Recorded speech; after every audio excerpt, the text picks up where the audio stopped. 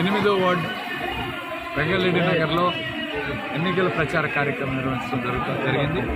ఈ కార్యక్రమంలో భాగంగా ప్రతి ఇంటికి కూడా వెళ్తున్నాం. ప్రజలందరూ కూడా చాలా సంతోషంగా ఉన్నారు. జగన్మోహన్ రెడ్డి గారిని ఎప్పుడు ముఖ్యమంత్రి చేద్దామా, మే 13వ తారీఖు ఎప్పుడు వస్తుందా అని ఎదురు చూస్తూ ఉన్నారు.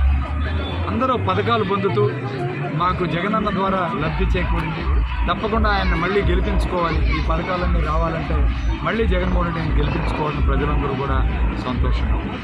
ముఖ్యంగా ఈరోజు ల్యాండ్ టైటిల్ యాక్ట్ అనే చట్టాన్ని విపరీతంగా దుష్ప్రచారం చేసే కార్యక్రమం చేస్తుంది. దీన్ని తీవ్రంగా ఖండించాల్సిన అవసరం.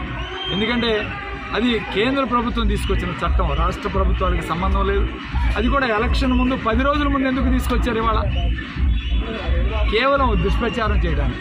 జగన్మోహన్ రెడ్డి గారు 5 సంవత్సరాల నుంచి పరిపాలన చేస్తున్నారు. ల్యాండ్ టైటిలింగ్ యాక్ట్ వచ్చిన తర్వాత అందరూ కోర్టుకు వెళ్ళారు, హైకోర్టులో దాన్ని తిరస్కరించడం జరిగింది. అంటే కేంద్ర ప్రభుత్వ పరిధిలో ఉంది, అక్కడే చూసుకోండి అని చెప్పి ఇవాళ కేవలం దాన్ని అడ్డం పెట్టుకుని నేను ఒక సింపుల్ జవాబు చెప్తా ఉన్నాను, ప్రజలందరికీ కూడా అర్థం చేసుకోవాలి.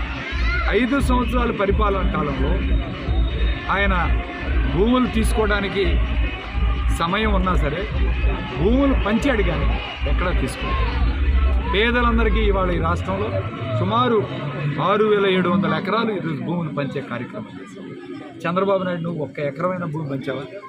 ఇవాళ దళితులకి డీకే పట్టాలు కూడా రెగ్యులైజ్ చేశారు 20 సంవత్సరాల దాకా.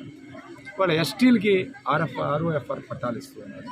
ఇవన్నీ కూడా మర్చిపోయి పక్కన పెట్టి కేవలం ఒక అభద్రతాభావం తీసుకురావాలి ప్రజల్లో ఒక ప్రజలను ఆందోళన గురి చేయాలని చెప్పి తెలుగుదేశం పార్టీ మీడియా, పచ్చ మీడియా మరి రోజు పేపర్లో రాస్తూ దాని గురించి విషం కక్కుతూ జగన్మోహన్ రెడ్డి గారిని ఓడించాలని ప్రయత్నం చేస్తున్నారు. కానీ ప్రజలే దీన్ని తిప్పికొట్టాలి. ప్రజలే శ్రీరామ రక్ష.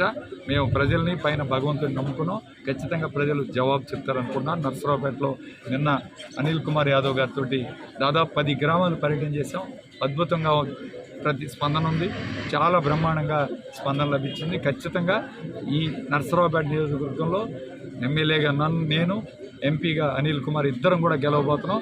మే 13 ఎన్నికల్లో ఒకటే చెప్తున్నాను, మన గుర్తు ఫ్యాన్ గుర్తును చూసి ఓటు వేయవలసిందిగా ప్రజలందరికీ 2 ఓట్లు ఉంటాయి, ఒకటి ఎమ్మెల్యేకి, ఒకటి ఎంపీకి. 2 ఓట్లు కూడా ఫ్యాన్ గుర్తు మీద వేయించి గెలిపించాల్సిందిగా కోరుకుంటున్నాను.